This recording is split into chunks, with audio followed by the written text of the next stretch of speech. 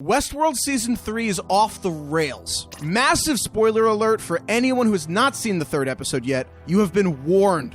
In this episode, we learn that Caleb's past has been recorded and his future has already been written, down to every delicious detail. Sirach is a trillionaire, secretly taking control of Delos, and he's also a hologram, apparently? Charlotte Hale has a son, and he knows that Charlotte is an imposter. Most importantly, elephants have gone extinct, which... man, that's too real. My name is Danny Heifetz, and this is What in the Westworld. But before we begin this week's breakdown, let's have a moment of silence for elephants. Thank you. Charlotte Hale. We start out with Charlotte asking classic Westworld questions. Like, where am I? And who am I? We are all wondering the same thing. Who is Charlotte? Dolores killed the real Charlotte at the end of Season 2 and has put a host mind into a copy of Charlotte's body. But we don't know who that host is yet. And apparently, the host doesn't know who they are either. She's having an identity crisis, and it gets worse when she hears real Charlotte singing that Johnny Cash song. She begins cutting herself, chokes a man to death on a bench, and steals his dog. Who's a good girl? Who's a good girl? You're a good girl.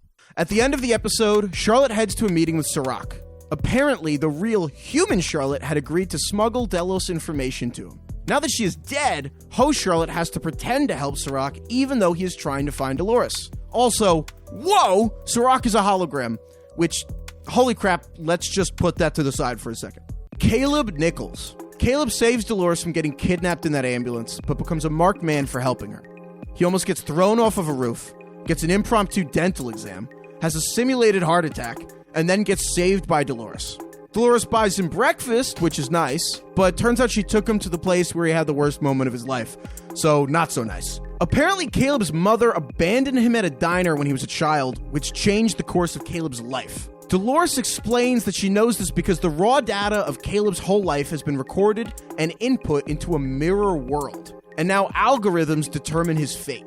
Dolores tells him she wants to start a revolution, and Caleb says, yeah, sure, why not? I got nothing else going on.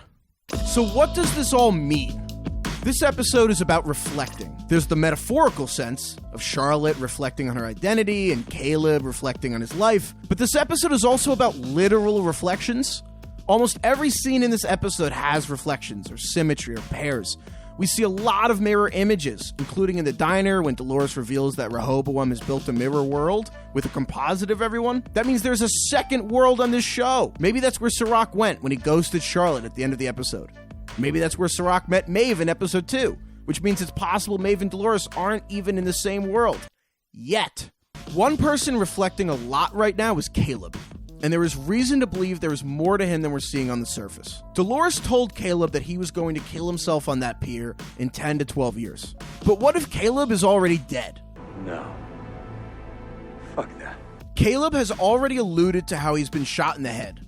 Probably in those flashbacks with Kid Cudi. But what if Caleb never survived that encounter that he keeps remembering, and his consciousness was recreated and implanted in another body?